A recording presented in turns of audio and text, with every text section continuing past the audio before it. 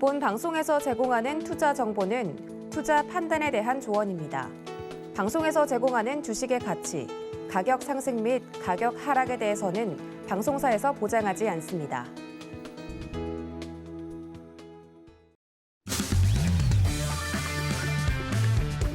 안녕하세요. 해외 시장 소식을 가장 빠르게 만나보는 시간, 해외 선물 신세계 리턴즈의 손자입니다. 간밤새 뉴욕 증시는 힘이 빠진 모습이었습니다. 연준의 강력한 긴축 의지에 3대 지수 모두 하락 마감했는데요. 테슬라가 5%가량 떨어지는 등 기술주들의 약세가 두드러졌습니다. 러시아와 우크라이나 2차 회담도 큰 성과 없이 종료가 된 모습이었는데요. 전일 하락 마감한 유럽 시장은 오늘도 일제히 2%에서 3%대 마이너스권에서 거래 이어가고 있습니다. 아시아 증시도 오늘 일제히 하락 마감했는데요. 연일 최고가를 경신하던 유가는 이란의 핵 합의 가능성이 불거지면서 하락 전환했습니다. WTI가 2.6% 떨어지면서 배럴당 107달러 선에 마감했는데요. 하지만 지금 현재는 3%대 강세가 펼쳐지고 있습니다. 골드는 오늘 광보합권 인 1,946달러 선에 거래되고 있고 또 달러 인덱스는 아시아 시장에서 98선까지 오르면서 2020년 6월 이후 최고 수준으로 올랐습니다. 10년물 국채금리는 1.8%에서 다시 1.7%대로 레벨을 낮췄습니다. 그리고 또 우리 시각으로 오늘 밤 10시 30분에 미국의 2월 비농업 고용지수가 발표가 됐습니다. 예측치인 40만을 크게 상회한 67만 8천으로 나왔고 또 2월 실업률은 예측치인 3.9%를 하회한 3.8%로 발표됐습니다. 시간당 평균 임금은 전년 대비 5.1% 오르면서 예측치를 하회했습니다. 그리고 또 주말 무료 특강 마련되어 있습니다. 잠시 후 함께하는 골드도치 마스터님께서는 일요일 오후 1시에 해외 선물 기법의 완성이라고 할 수 있는 신법에 대해서 알려주실 예정이고요. 또 선견선생 마스터님께서는 일요일 밤 9시 30분에 5일선과 21선 기법 2탄 강의를 준비하고 계십니다. 참여 원하시는 분들은 샵 0082번으로 문자 보내주시면 되겠습니다. 그리고 또 해외 선물과 관련해서 궁금한 사항 있으신 분들은 노란톡 통해서 질문 보내주시면 되겠습니다. 참여 방법은 노란톡 오픈 채팅방에 신세계라고 검색하시거나 QR코드 스캔하시면 들어오실 수 있는데요. 노란톡으로 보내주신 질문들은 방송 중에 실시간으로 내용 흐름에 맞춰서 답변 드리도록 하겠습니다. 네, 그럼 본격적으로 해외 선물 신세계 리턴즈 시작합니다.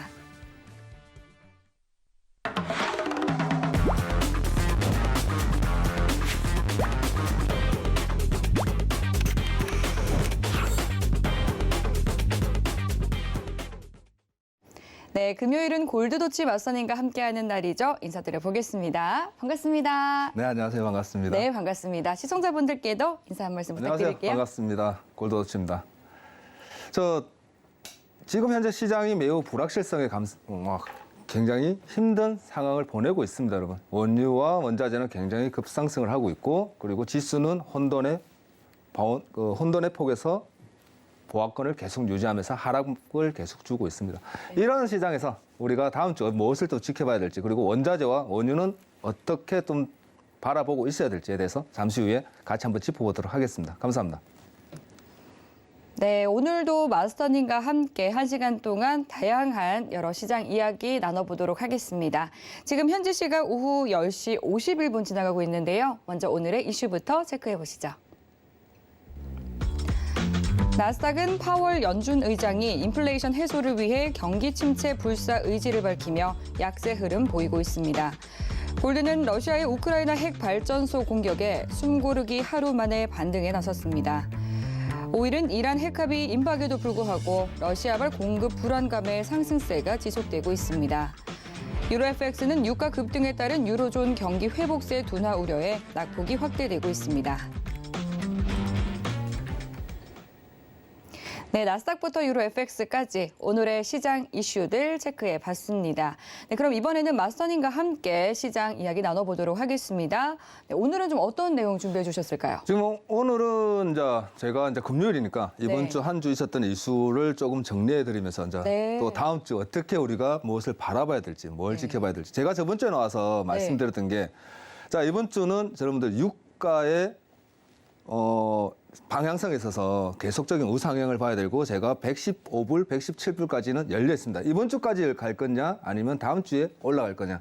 며칠 안 걸렸어요. 너무 상승폭이 큽니다. 그러면서 제가 원유 재고를 꼭 확인하셔야 됩니다라고 말씀드렸어요. 저번 주는 2배, 3배의 재고량을 보여주다가 이번 주 재고 발표가 소폭 많이 반으로 줄었죠. 줄면서 급등하면서 우크라이나 사태 이후로 최고치를 지금 기록을 했습니다. 이러한 과정에서 우리가 이제 다음 주는 원유 그리고 원자재 상승에 대해서 어떻게 바라봐야 되는지, 그리고 제일 중요한 이제 핫 이슈가 남았죠. 패드 FMC가 남았습니다. FMC 회의에서 우리가 이제 파월 의장의 지금 현재 스탠스를 어떻게 가지고 있고, 그리고 다음 주 FMC에서 어떤 스탠스로 인한 금리 조정이 나올 건지, 그 금리 조정이 나온다면 우리는 그 금리에서 어떠한 방향성을 잡아야 될지에 대해서 제가 오늘 좀 설명을 드리려고 합니다. 자, PPT 먼저 조금 설명을 드리면, 네. 이번 주 제일 중요한 게 그거거든요.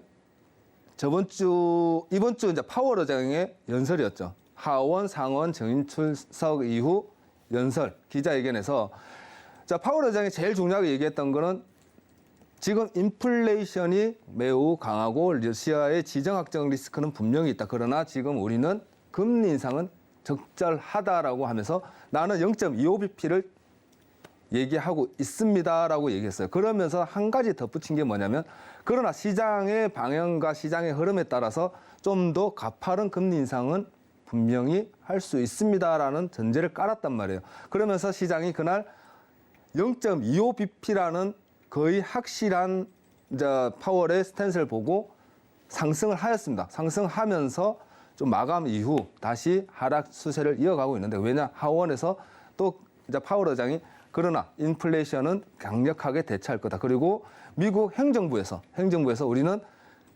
인플레이션을 잡기 위해서 최선을 다할 겁니다라고 말을 하면서 지금 현재 계속적인 조정이 들어가고 있습니다.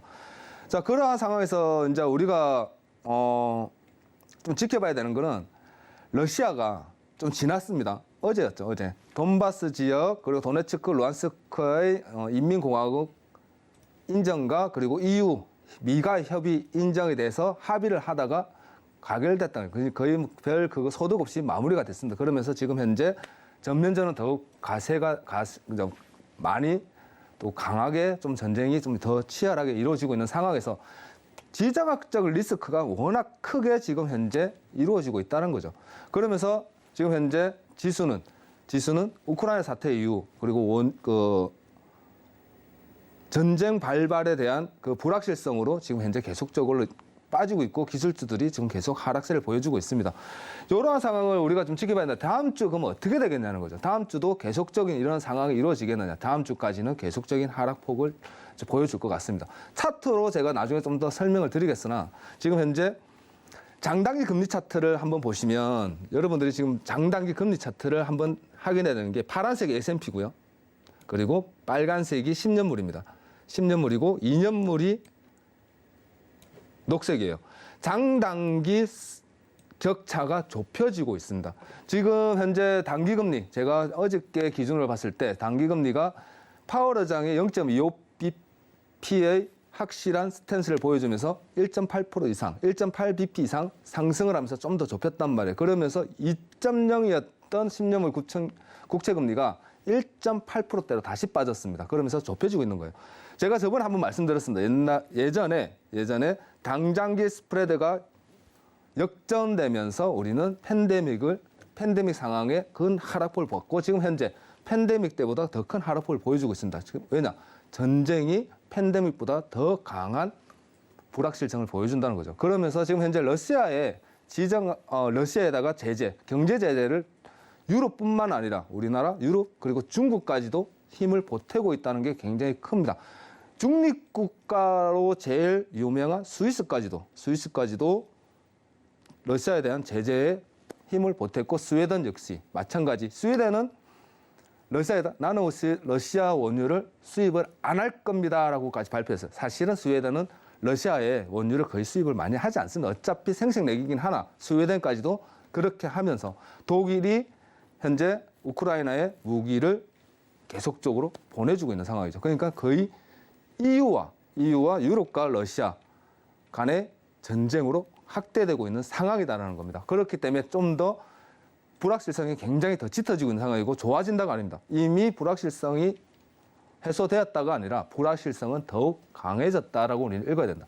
그렇기 때문에 지수가 계속적으로 하락폭을 여러분 보여주고 있다라고 이해하시면 돼요. 그러면서 단기금리, 패드는 금리 인상에 대한 확실한 스탠스를 보여줬고 3월 달에 거의 95% 이상 0.25bp의 금리 상승을 지금 현재 얘기하고 있어요. 그렇기 때문에 0.25bp의 금리 인상이 확실하면서 국채금리, 단기금리는 금리와 굉장히 밀접한 관계가 있기 때문에 당연히 바로 거기에서 대한 호응을 하였던 겁니다. 그러면서 스프레드가 지금 현재 좁혀지고 있는 상황이고, 자, 그렇게 본다 그러면 지금 당장기 금리 차트와 10년물 금리인데 10년물 금리 제가 전일 기준에 지금 현재 상승폭을 보여주다가 하락 마감하면서 지금 1.8bp, 1.8포인트 정도의 10년물 국채 금리를 보여주고 있다는 거죠.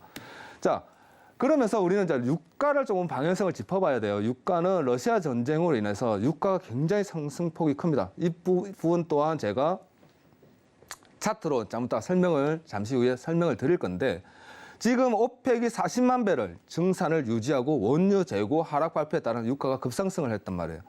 보통 시장이 굉장히 어려울 때는 산유국들이 오일을 조금 더 증산을 많이 해서 유가를 좀 잡습니다. 그러나 지금 현재 상황은 아니라는 거죠. 지금은 산유국들이 모르겠고 유가가 비싼 거는 나는 모르겠고 증산을 유지하겠다. 그러면 무슨 말이냐? 나는 전쟁 난 건 모르겠는데 우리는 유가를 좀 더 비싸게 팔아야 된다는 결론입니다. 그렇기 때문에 현재 유가는 계속 상승할 수밖에 없는 스탠스를 가지고 있고, 러시아가 지금 제일 믿고 있는 거는 기술적인 테크놀로지는 전혀 아니라는 겁니다, 여러분. 무기가 걔네들이 갖고 있는 러시아의 최고 무기는 원유입니다. 원유고 자원이죠. 원유 같은 경우는 지금 현재 전 세계 4위예요. 수출이 4위고, 그리고 천연가스는 1위에 전 세계 OECD 11위를 하고 있는 국가입니다. 지금 현재 전 세계적인 시장이 지금 현재 최고로 지금 어렵고 지금 힘들어하는 상황이, 그리고 경험해보지 못한 상황을 겪고 있는 것이 무엇이냐면, 예전에는 경제 제재, 경제제가 들어간다면 스위프트뿐만 아니라 모든 제재를 할 때 미국이 선진국이 아니었다는 거죠.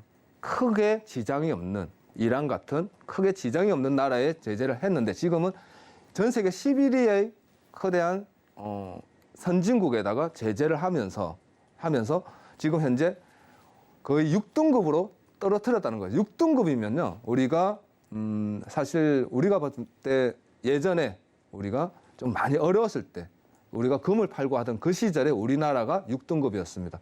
자, 그런 식으로 따지면 좀 우리나라 좀 억울한 거는 맞아요. 러시아는 전쟁까지 일으켰는데 6등급 하향이면, 우리나라 그때 IMF 터졌을 때 6등급이면 너무나도 많이 내려간 건 사실인데, 현재 6등급까지 내려가 있는 상황에서 IMF까지 이제 손을 내밀어야 되는, 러시아는 디폴트 상황까지 가야 되는 현 상황이 오면서 지금 전 세계가 지금 출렁출렁 하고 있다라고 이해하시면 맞을 것 같습니다. 그러면서 현재 그것을 우리가 읽어가면, 지금 현재 산유국들은 원유 생산을 늘릴 생각이 없고, 그리고 셰일 혁명이 일어났던 시절에 봤던 그런 치킨 게임은 이루어질 가능성이 절대 빈약하고요. 그렇다면 원유 가격은 앞으로 현재 계속 올라갈 수밖에 없다라고 보시면 되겠습니다. 자, 그렇기 때문에 현재 모든 시장, 지금 현재 큰 시장이가 은행가 그리고 이제 기관에서 발표를 할 때 오일은 지금 상승폭을 어디까지 보십니까? 라고 얘기하고 있을 때 150불까지도 얘기하고 160불까지도 얘기하고 있다는 거예요. 그것은 무엇을 얘기하는 거냐면, 역사적인 신고점을 갱신할 수도 있겠습니다라는 얘기를 하고 있는 겁니다. 그만큼 지금 현재 원유 시장은 가파른 상승세를 보여주고 있어요. 자, 그것을 우리가 먼저 보려면 유가와 달러, 우리가 알고 있는 기본적인 상식을 들어가야 돼요. 기본적인 상식. 달러는 시장이 어려울 때 올라갑니다. 맞습니다. 그래서 대표적인 안전자산이다라고 얘기를 하는 거예요. 유가는 시장이 좋을 때 상승을 합니다. 수요와 공급에 기초를 해서 경기가 좋으니 수요가 많을 것이고, 수요가 많기 때문에 유가는 올라간다라는 게 우리가 알고 있는 기본적인 상식인데, 지금 현재 여러분들 보시면 달러와 오일은, 달러는 계속적으로 올라가고 있고요. 오일은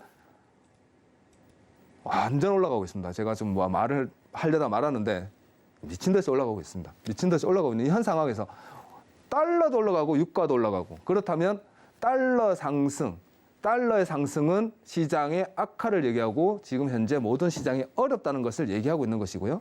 그리고 유가, 원자재 상승은 시장이 좋다는 걸 얘기합니다. 그러면 두 개가 같이 올라간다는 것은 무엇을 얘기하느냐. 시장은 어렵고 인플레이션은 계속적으로 올라가고 그리고 경기는 나빠지는 스태그플레이션을 얘기하는 이유가 요거라는 겁니다, 여러분.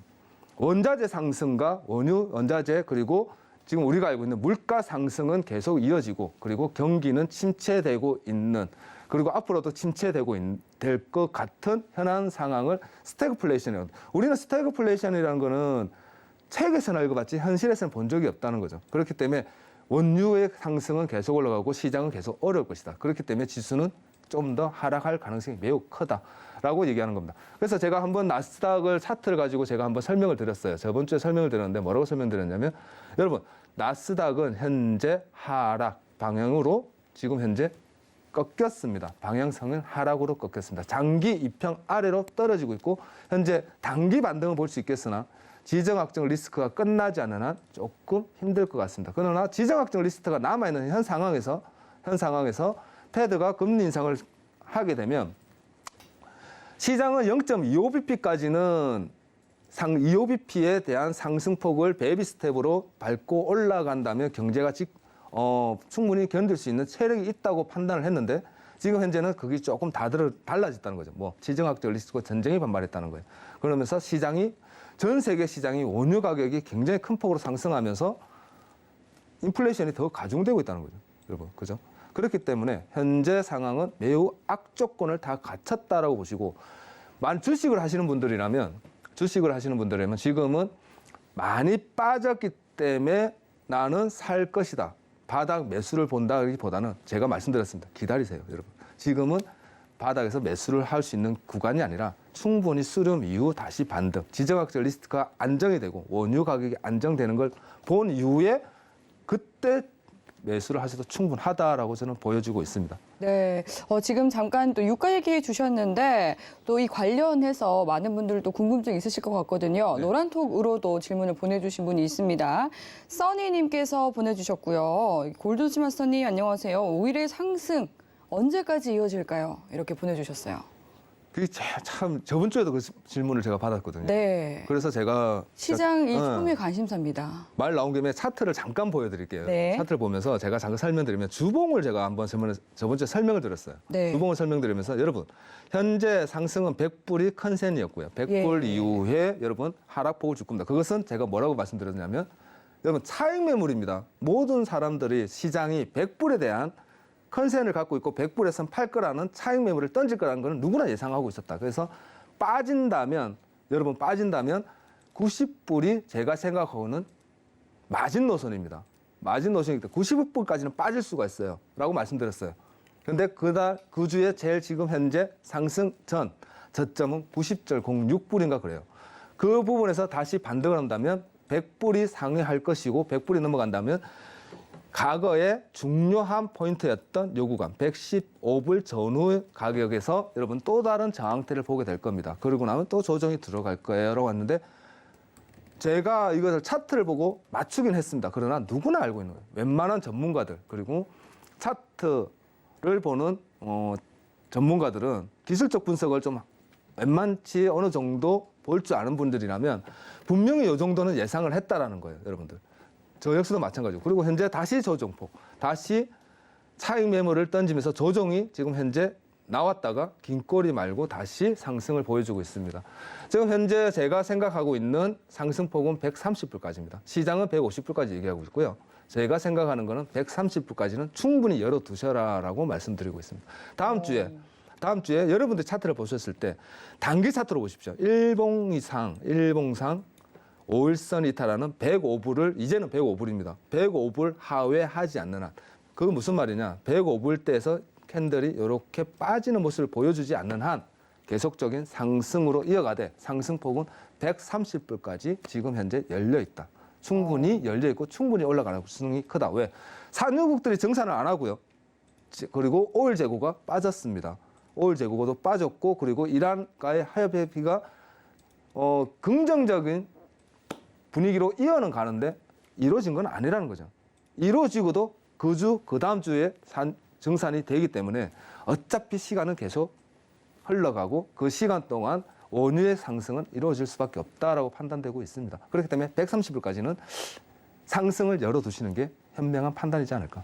아, 네. 아, 정말 유가가 굉장히 많이 올랐다라는 것이 실감이 나는 게 내리더라도 105달러 선을 보라고 하회해야 돼요. 말씀해주셨죠. 네. 150불 달러에서 보합을 주든가 아니면 네. 105불 달러에서 밑에서 조정을 주면서 하락폭을 연속적인 하락폭을 보여준다면 우리는 그러면 단기 추세는 조금 밀렸다라고 판단하거든요. 네, 조정폭이 나오고 당분간은 있다. 이렇게 또 세 자릿수의 가격이 계속해서 유지될 전망이겠네요. 제가 볼 땐 다음 주는 세 자리에서 계속 움직이면서 네. 상승만 안 해주면 좋고 제가 오늘 방송 출연해서 왔는데 네. 기름값 부담스러워요.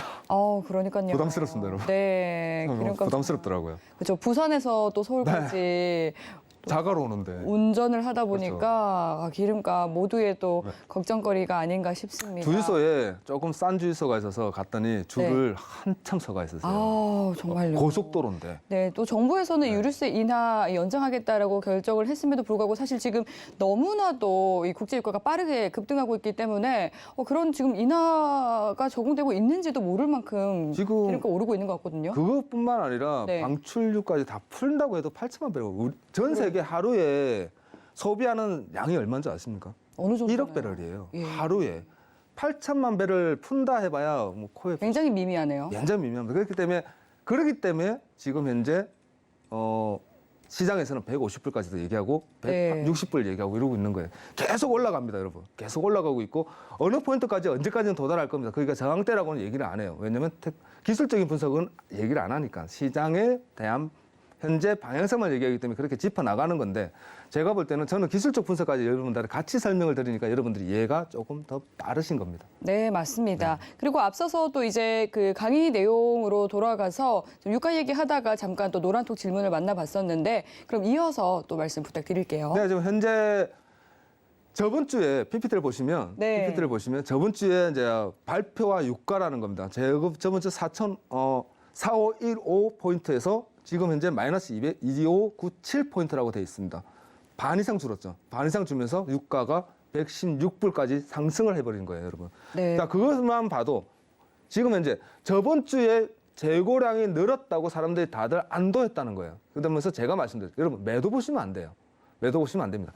단기 차익 매물만 보시는 것이지 단기적으로 매도만 보시는 것이지 장기적으로 계속 봐야 되고 이번 주, 그러니까 지금이죠. 이번 주에 여러분 재고 발표를 꼭 확인하세요라고 말씀드렸던 이유가 이겁니다.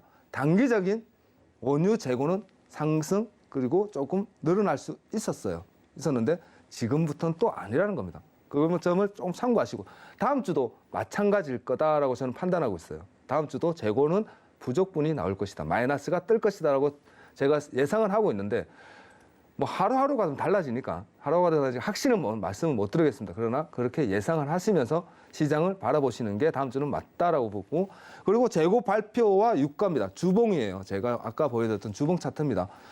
저번 주, 저저번 주 짱대 하락 이후 그리고 보합을 주면서 이번 주 굉장히 저 큰 장대는 제가 해외 선물하고 이 금융회 시장에 들어오면서 몇 번 보지도 못했어요. 팬데믹 때 마이너스 30불 이하로 떨어졌을 때 한번 큰 장대를 보고 음봉으로 거꾸로 그리고 이번 주에 본 겁니다.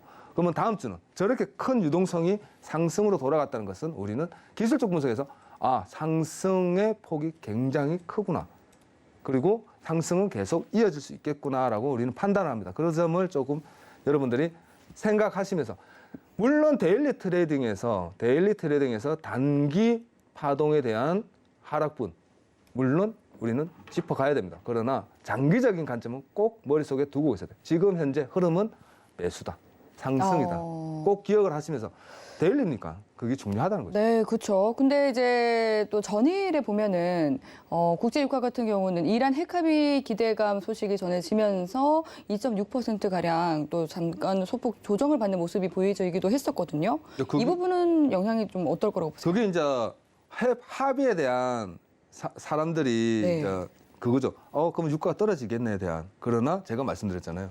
115주불에 대한 큰 저항대, 기술적 분석을 봤을 때 맞으면 빠질 수 있는 저항대입니다. 네. 조정폭이 분명히 나올 거예요. 아. 그것을 끼워 맞춰졌다고 볼 수가 있겠죠. 어떻게 보면 그냥 이슈를 좀 갖다 붙인 그런 붙였다고 할 수 있고 느낌이 합의가 있네요. 질 수도 있어야지 좋아진 거 아니잖아요. 네. 만약에 좋아지게 나온다면요? 나온다면 제가 말씀드렸죠. 10% 정도는 조정폭이 분명히 나옵니다. 아. 이란과 합의가 되면 그 가격대에서 10%의 조정이 나오고 그 10%의 조정의 하락분에 의한 차익 매물 그리고 매도세에 대해서 또동 그어서 조금 더 조정폭이 좀 이어질 가능성이 매우 큽니다. 그러면서 어차피 원유는요. 네. 고유가를 계속 이어가면 산유국들이 안 좋아요.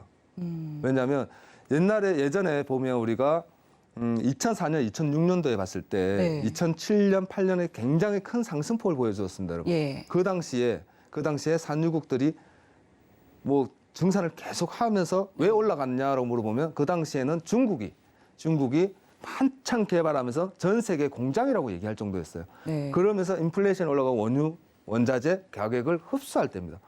그러면서 2008년 버블이 터지면서 그렇죠. 굉장히 큰 하락폭을 글로벌 맞고 금융 위기가 또 금융위기 닥쳤고. 오면서 다 빠진 거죠. 그러면서 한 번 더 올라갔던 게 2020년도에 한 번 더 유가가 굉장히 큰 폭의 상승을 합니다. 네. 그러나 그때는 금리와 증시를 같이 보는 거예요. 그 당시에는. 금리가 그 당시에 2008년도에 금리가 17번 이상의 상승폭을 보여줬습니다. 베이비 스텝으로 계속 금리가 인상을 했는데 그 당시에는 제가 좀 더 설명을 드리려고 했던 이유 한 부분이긴 한데 네. 금리가 올라가는데도 증시는 같이 올라갔었어요. 네. 보통 우리가 상식은 금리 인상이면 증시의 하락을 얘기하잖아요. 네. 기준금리 말씀하시는 그렇죠. 거죠? 기준금리, 패드의 기준금리가 올라가면 우리는 증시에 영향을 받아 증시가 빠진다고 하는데 꼭 그렇지는 않다. 왜? 건전성이라는 거죠. 체력이 된다 그러면 증시가 올라갈 때 2004년도도 네. 마찬가지고 금리가 올라가도 증시는 같이 올라갈 수 있습니다. 그러나 체력이 안 되면 금리가 올라가면 증시는 빠지게 돼 있는 거예요. 여러분들 다음에 제가 이 부분에 대해서는 금리와 그리고 증시의 상관관계 이 부분에 대해서도 제가 한번 설명을 드릴 건데 오늘 네. 시간상 짧게 설명드리고 예. 현재는 그래서 금리가 인상되면 증시는 빠질 수 있는 체력이다라는 걸 판단하시면 될 것 같습니다. 네, 좋습니다. 자, 마지막 골드인데요. 네. 마지막 골드 이거 조금 잠깐만 말씀을 좀 설명을 드리면 네. 지정학적 불확실성과 긴축 정책에 따른 안전자산의 선호도는 계속 이어지고 있습니다. 계속 이어지고 있고 코인에 대한 상승 한 10에서 15% 정도 상승을 했습니다. 러시아에서 돈이 좀 많이 러시아 돈이 들어와서 좀 상승했다는데 그거는 좀 크게 맞지는 않고 그렇기 때문에 코인의 하락폭은 계속 이어지고 있고요. 다시 그러면서 골드 상승, 골드가 다시 올라가고 있다는 것을 여러분들이 이해를 하시고 그리고 달러 상승은 더불어서 원자재 상승은 골드와 실버는 안전자산이면서도 원자재의 역할을 많이 합니다, 여러분. 현재 우리나라뿐만 아니라 전 세계적인 기술력으로 봤을 때 골드와 실버는 원자재 역할도 많이 하기 때문에 같이 동반 상승할 수밖에 없는 조건이다라고 생각하시면 되고요. 지금 현재 인플레이션의 해지 수단, 가장 큰 해지 수단은 누가 뭐래도 골드라는 거, 그리고 달러라는 거. 제일 안전자산으로 얘기하는 게 달러와 골드라는 거. 그 두 가지만 여러분들이 이해하시면 충분히 더 올라가겠구나. 골드는 더 상승이 남아있겠구나. 그러면서 우리가 봐야 되는 건 스파이더 골드 ETF입니다, 여러분. 좀 궁금하시면 XPDR 골드 ETF예요. ETF라는 것은 무엇을 얘기하는 거냐면 골드에 관련된 모든 채광부터 시작해서 공장 그리고 지금 현재 시장까지 전체를 다 모아서 ETF 하나로 만들어서 상승하고 있느냐 하락하고 있느냐를 보고 있는 지표로도 여러분들이 활용할 수 있어요. 그렇기 때문에 현재 골드는 계속적인 상승폭이 아직도 많이 남아있다라는 것만 기억하시면 여러분들 시장을 바라보는데 다음 주도 바라보시는데 많은 도움이 되지 않을까 생각합니다. 감사합니다. 네, 또 이번 한 주 이 시장 흐름과 함께 다음 주에 대해서도 짚어주셨는데요. 그럼 노란톡으로 보내주신 질문 내용들 만나보도록 하겠습니다. 먼저 마루님께서 보내주신 질문입니다. 오늘 평균 임금이 예측치를 하회했잖아요. 물가 상승에 임금이 한몫한다라고 우려가 많았었는데 연준 결정에는 어떤 영향을 미치게 될까요? 하고 물어봐 주셨어요. 그러니까 금리 인상이라는 게, 임금 인상이라는 게 네. 인플레이션에서 마지막 피크라고 얘기하거든요. 물가가 올라가고 예. 그리고 공산품들이 올라가면서 물가 올라가면서 마지막에 임금이 올라가면서 임금 인상에 대한 비용 인플레이션이 일어나는 게 제일 대표적인 거예요. 네. 그래서 웬만하면 비용, 임금이 올라가면 안 좋다고 얘기해요. 임금은 올라가면 내려오기 힘듭니다. 공산품들은 올라가면 내릴 수가 있죠. 임금은 그러네요. 못 건드는 거예요. 그렇기 때문에 고정이라고 얘기도 하고 제일 힘들다고 얘기합니다. 그렇기 때문에 미국에서 10% 20%의 임금 인상이 계속 꾸준히 올라간다는 것은 그만큼 임금이 올라가면 비용이 올라가는 겁니다. 비용이 올라가면 당연히 또다시 임금이 올라가고 임금이 또 올라가면 또다시 비용이 올라가고 그래서 악순환이 계속 이어지는 거예요.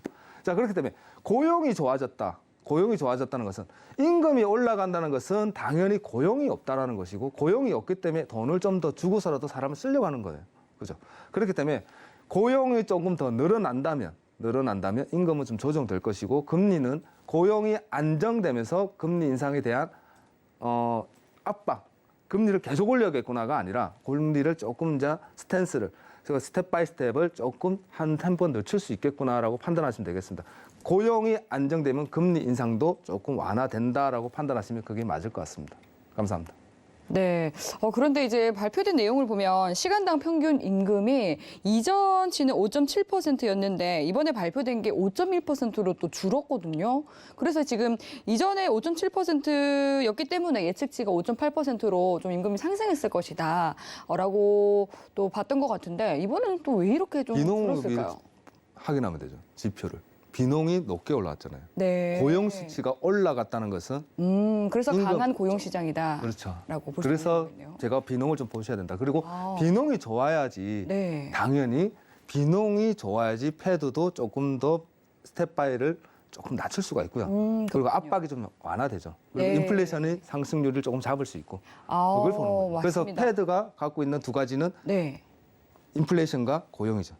두 가지의 목표를 가지고 패드가 하는 일은 두 가지의 목표를 잡는 거기 때문에 네, 그러니까 보니까 사실 이제 시간당 평균 임금 또 높으면 좋지 않다 했었는데 지금 낮게 나왔으니까 또 좋은 거고 또 비농업 고용지수 역시도 좋게 나왔고 실업률도 낮아졌기 낮아지고. 때문에 그렇죠. 굉장히 고용 시장은 탄탄하다는 게 증명이 됐네요. 그렇죠. 다음 주 이제 FMC에서 패드가 0.25가 나는 확실하다, 나는 지지한다라고 파월이 얘기할 수 있던 부분이고 그래서 네. 95% 이상이 그거 0.25까지 인상하고 말겠구나, 0.5는 안 하겠구나라고 조금 안도를 하면서 네. 하고 있는 거다라고. 네. 보시면 하원에서 처음 이제 파월 연준 의장이 0.25%포인트 인상할 것이다라고 다소 비둘기적인 발언을 했다면 또 전일에 있었던 이 상원에 출석해서는 조금은 또 강한 어조로 발언을 하면서 시장의 투심이 조금은 얼어붙었었던 것 같은데 파월의 이 지금 마음은 좀 어떤 걸까요? 하원에서 얘기했던 게 사람들은 0.25라는 걸 생각해요. 네. 그 다음 단어가 사실 더 중요하거든요. 그렇죠. 가능성이 시장 열려 있었는데. 가능성을 열고 있다. 우리는 0.25% BP를 인상할 겁니다. 나는 그렇게 생각하고 있고 나는 그렇게 할 거라고 지금 얘기하고 있습니다. 했는데 단, 벗이라고 했죠. 단, 시장이 불확실성이 안 잡히고 시장이 원하게 된다면 우리는 좀 더 큰 폭을 인상할 수도 있습니다라고 얘기한 게 어제 상원에서 얘기했던 부분이라고 생각하시면 될 것 같아요. 충분히 금리 인상은 더 강하게 우리가 할 수 있습니다. 단 지금 0.25%는 내가 볼 땐 맞을 것 같아요라고 얘기하고 있는 거예요. 그러면서 0.25만 생각하시면 안 됩니다, 여러분. 열려 있다는 거, 충분히 열려 있다는 거, 그것만 기억하시면 될 것 같습니다. 네.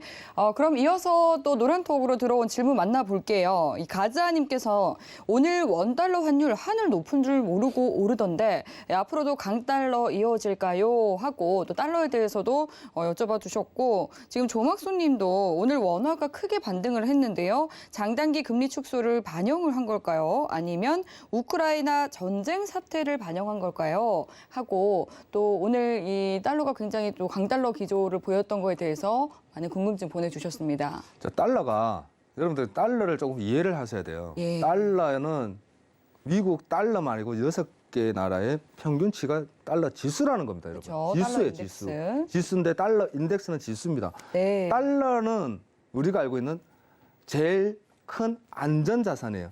제가 이걸 좀 펜으로 제가 조금 설명드리면 하면 좀 더 편한데 이 부분도 제가 주말 특강이나 조금 길게 주말 특강에서도 한번 제가 꼭 짚어드릴게요. 이해하기 쉽게. 제가 잠시 또 궁금한 점이 생겼는데 달러는 안전자산이다 말씀해 주셨잖아요. 또 일각에서는 이제는 달러는 안전자산이 아니다라고 하면서 엔화를 달러 안전자산으로 좀 취급을 하는 경향이 있던데 그건 좀 그 부분 틀린 어떻게 생각이죠. 보세요? 그거는 맞지가 않습니다. 엔화로 유가는 못 사요. 네. 유가는 달러로만 살 수 있어요. 달러로만 그게 1940년대, 60년대, 50년대 전후의 히스토리를 읽어가면 제가 좀 더 여러분들 이해가 편한데 네. 예전에 그래서 이제 미국이 기축을 잡으면서 유로와 그리고 중국 그리고 러시아가 조금 미비할 때 독일 또한 미비할 때 제일 강대국은 미국이었기 때문에 미국의 달러를 가지고 오일을 사기 시작하면서 기축으로 해서의 안전자산으로 자리를 잡은 겁니다. 그게 제일 중요하고요. 그래서 달러는 언제 올라가느냐가 제일 중요한 거예요, 여러분. 달러는 언제 올라갑니까? 경제가 어려울 때 올라갑니다. 왜? 그것 또한 제가 좀 짧게 좀 빠르게 설명하면 신흥국에서 돈을 빌립니다. 어디서?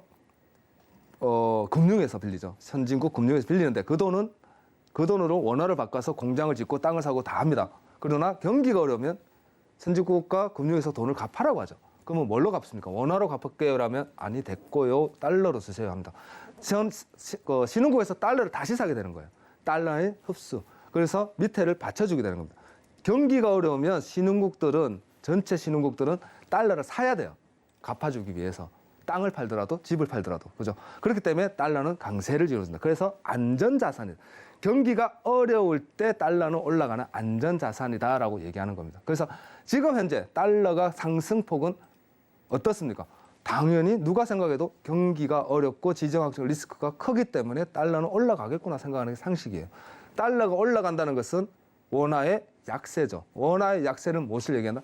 원화의 달러 대비 가격이 올라간다는 거예요. 그래서 지금 현재 시장이 얘기하는 게 1250원입니다.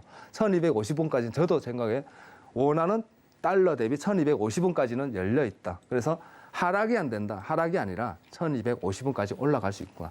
우리가 IMF 때 원달러 환율이 2,000원이었어요. 그리고 2008년도에 1,300원대였고 그러면서 1,100원 아래에서 왔다 갔다 하던 것이 1,200원까지 올라간 겁니다. 1,250원까지 충분히 열려 있다라고 보시면 될 것 같습니다. 네.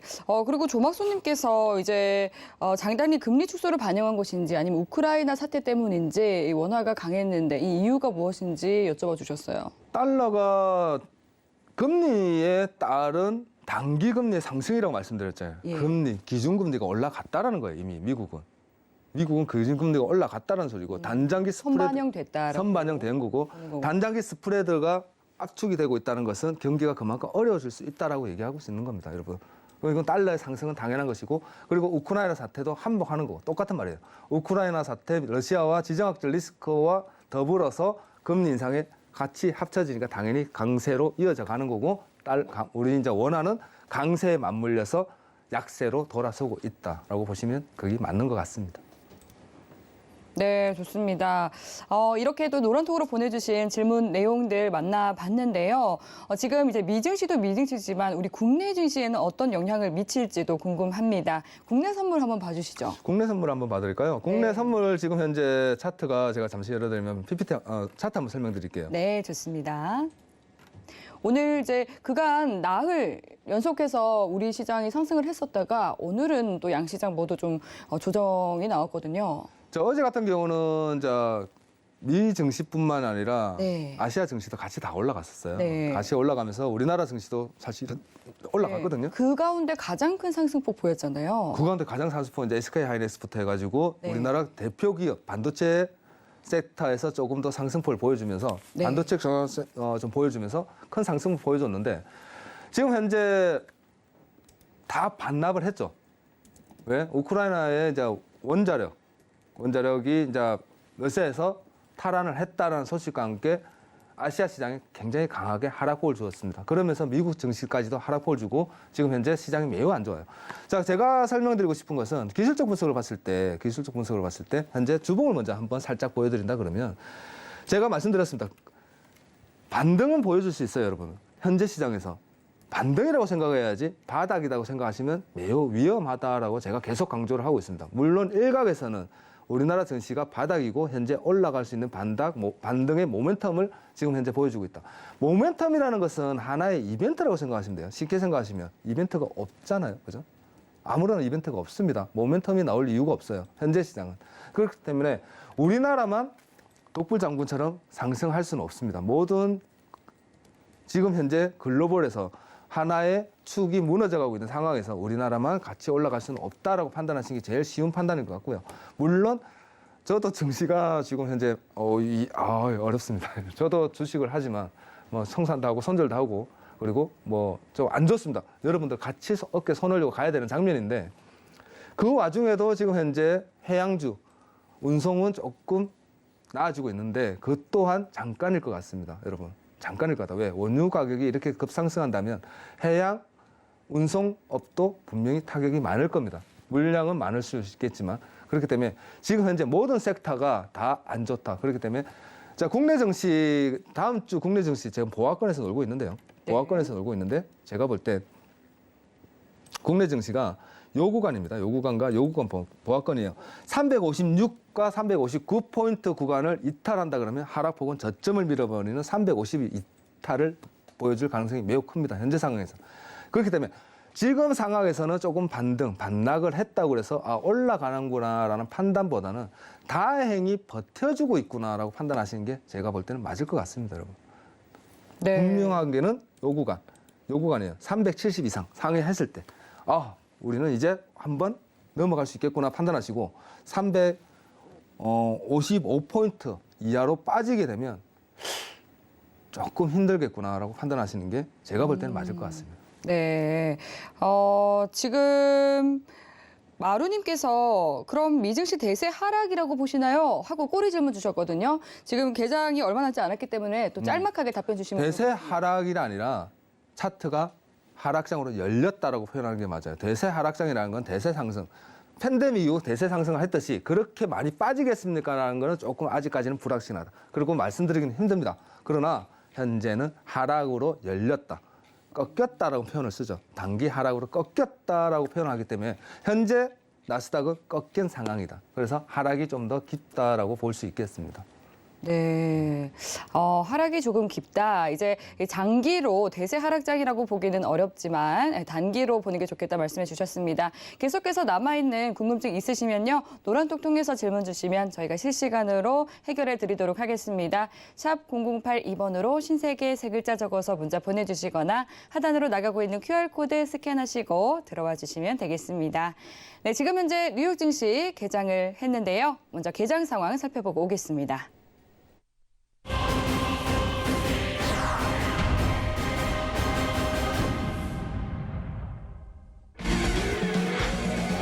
조금 전 출발한 뉴욕 증시 3대 지수는 하락세 보이고 있습니다. 현재 주요 상품 시세 살펴보겠습니다. 먼저 나스닥입니다. 0.48% 하락한 13,964포인트 선 지나고 있습니다. 이어서 골드입니다. 0.93% 오른 온스당 1,953달러 선 지나고 있습니다. 다음 오일입니다. 4.76% 상승한 배럴당 112달러 선 지나고 있습니다. 마지막으로 유로입니다. 1.32% 하락한 1.091달러 선 지나고 있습니다.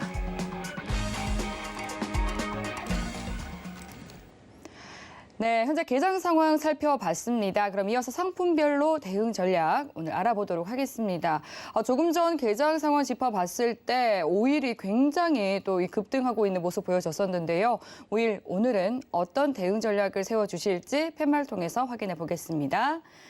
들어보겠습니다. 하나, 둘, 셋. 역시 매수 들어주셨네요. 네. 오늘도 강합니다. 많이 강하네요. 네. 이거를 제가 지금 현재 상황에서 여러분 단기 매도 보십시오라고 하는 말씀 좀 드리기 힘들어요. 네. 지금 현재 계속적인 상승, 방향성은 추세는 상승으로 돌아올렸다. 제가 오늘 노란톡으로 여러분들한테 시향을 좀 드렸었거든요. 시향을 드렸는데 이 부분이죠. 110불과 이제 이동평균선이 꺾이면이라고 편하게 말씀드렸어요. 이동평균선이 꺾이면. 그러나 지금 현재 15분 차트도 계속 상승을 열고 있고 틱 차트, 제가 보는 단기 지금 현재 트레이딩에서 계속적인 상승을 열려 있는데 제가 볼 땐 112불입니다. 112불과 요 구간 112불과 112.50 요 구간을 이탈한다 그러면 매도를 보시되 그전에는 현 구간에서도 계속적인 상승으로 이어가시는 게 좋겠다라고 판단되고 있습니다. 자, 오늘 만일에 112불이 단기로 꺾인다 그러면 112불이 확연하게 꺾이는 모습을 보여줄 겁니다. 112.50에서 이탈이 나온다면 그 전까지는 112.50, 112.50 전에는 계속적인 상승을 보시고요. 112.50이 이탈이 된다면 잠깐 관망하셨다가 112불 하단에서 매도로 다시 전환하시는 양방향에 대한, 지금은 여러분들이 양방향을 보셔야 되는 이유가 이슈 하나에 바로 반응을 해요. 예전에는 그렇지 않았거든요. 지금은 그렇습니다. 그렇기 때문에 추세는 상승 추세로 계속 이어가시고, 그러나 단기로 보신다 그러면 112불, 금일은 112불 기준으로 여러분들이 매도, 단기 매도와 그리고 계속적인 우상향의 매수 추세를 이어가시면 좋겠다라고 판단되고 있습니다. 감사합니다. 네, 좋습니다. 또 오일에 대해서도 오늘 대응 전략 세워주셨고요. 그럼 이어서 골드 살펴보도록 하겠습니다. 골드도 지금 현재 좀 상승하는 흐름 보여지고 있는데요. 골드는 지금 1950달러 선에서 거래가 되고 있습니다. 네, 오늘은 어떤 스탠스로 대응해보는 게 좋을지 팻말 통해서 확인해 보겠습니다. 들어볼게요. 하나, 둘, 셋. 골드도 역시 매수 네, 들어주셨네요. 골드 오일은 지금 현재 같은 방향성을 계속 보여줄 것 같아요. 네. 계속 보여줄 것 같고, 현재 골드는 누가 봐도 올라가고 있습니다, 여러분. 네. 그리고 현재 안전자산의 유입 속도가 굉장히 가팔라요. 지금 현재 골드는 시장에서 이제 일봉상 무엇을 얘기하고 있냐면, 주봉을 제가 잠깐 보여드리면, 여러분 골드가 2,000불을 넘을 거야라는 게 지금 현재 컨센이 잡혀 있습니다. 2,000불이 열릴 거다. 다시 2,000불이 열릴 것이다라고 얘기하는 게 지금 현재 요 구간이라는 거예요. 요 구간. 우리가 이제 기술적 분석해 봤을 때 정고의 목자리라고 얘기합니다. 꺾인 부위. 1950과 2,000 그 사이까지는 열려 있다. 그렇기 때문에 장기적으로 봤을 때는 계속적인 우상향을 보시고요. 우상향을 보시고, 금일 오늘 만일에 현재 흐름이 꺾인다면, 물론 꺾이기는 좀 힘들 것 같습니다. 그러나 혹시나 조정인 폭이 보여주려면 요 구간을 보셔야 될 것 같아요. 여러분 200틱 차트에서, 제가 200틱 차트에서 단기 트레이딩을 들어가니까요, 1950포인트가 이탈되지 않는 한 현재는 계속적인 우상향이다라고 생각하시고, 1950이 이탈된다면 하락 조정이 이어진다. 그러면 그 전까지는 계속적인 매수를 봐야 되겠습니다. 네. 계속적인 매수. 지금 현재 현 구간에서 매수 진입을 하신다 그러면 조금 리스크가 있습니다. 단 리스크는 좀 있는데, 그래도 만일에 내가 보겠다 그러면 여러분들이 보고 있는 11선입니다. 11선에 1955포인트에서 한번 잠깐 짧은 손절을 가지고 한번 테스트 한번 해보시고 따라가 보시고, 그렇지 않다 그러면 1950이 이탈되는 거 확인하면서 매도의 관점에서 단기 하락을 보시는 게 투자 전략에서는 좀 더 맞지 않겠느냐, 그렇게 보여주고 있습니다. 감사합니다. 네, 좋습니다. 그럼 이어서 또 나스닥 짚어보도록 하겠습니다. 지금 3대 지수 모두 하락세 보이고 있고요. 그중에서도 다우 지수가 1% 넘는 하락 보이고 있고, 나스닥 같은 경우는 0.5% 하락세 보이고 있습니다. 오늘은 어떤 대응 전략 세워주실지 팻말 들어보겠습니다. 하나, 둘, 셋. 와, 오늘은 올매수. 오늘은 들어주셨습니다. 제가 차트상 물론 지금 현재 단기 구간이에요. 단기 구간을 하겠지만 지금 현재 트렌드는 매수로 계속 이어지고 있다라고 보시면 될 것 같습니다. 오일, 골드, 나스닥이 3대 종목이 같이 오르는 경우는 잘 없습니다. 그러나 분명히 있어요. 여러분들 너무 디커플을 생각하지 마시고, 그리고 차트만, 지금 현재는 개별 상품에 대한 방향성만 짚어가는 게 좀 좋지 않을까라고 판단하고 있습니다. 제가 본다 그러면 지금 현재 짧게 설명드리면 장기 이평들을 200틱했습니다. 200틱에서 장기 이평선들을 전체가 다 들어 올렸습니다. 241선과 721선은 상회하는 상승, 큰 상승폭을 보여주고 있고, 그리고 여러분들이 지금 딱 보면 쉽게 이해할 수 있는 게 15분 차트예요. 15분 차트에서 현재 장대 양봉의 상승폭을 보여주고 있고, 요 구간입니다. 14,010, 14,000을 다시 회복하겠냐를 여러분들이 집중적으로 오늘 집중해서 보시면 될 것 같습니다. 14,000이 회복된다. 그러면 오늘은 최소한 정고점 14,060에 대한 저항과 241선에 대한 저항까지 충분히 열려 있다라고 보시면 될 것 같습니다. 감사합니다. 네, 좋습니다. 이렇게 또 시장에 대한 오늘의 대응 전략까지 살펴봤습니다. 그리고 또 주말에도 신세계 리턴즈 여러분들과 함께합니다. 오늘 같이 해주신 또 고리노치 마스터님께서는 일요일 오후 1시에 신법에 대한 내용으로 특강 준비하고 계시고요. 선견 선생 마스터님께서는 일요일 오후 9시 30분에 5일선과 21선 기법 2강에 대해서 알려주실 예정입니다. 참여 원하시는 분들은 샵 0082번으로 신세계라고 세 글자 적어서 문자 보내주시면 참여 방법 안내해 드리겠습니다. 네, 참고로 본 방송에서 제공하는 정보는 투자 판단에 대한 조언일 뿐 해당 상품의 가치나 수익률을 보장하지 않습니다. 서울경제TV는 자본시장 통합법을 준수합니다. 1:1 투자 상담과 유사 수신행위 등 모든 불법 사항을 엄중히 금지합니다. 네, 오늘 저희가 준비한 내용은 여기까지입니다. 모두 행복한 주말 보내시기 바라겠습니다. 감사합니다.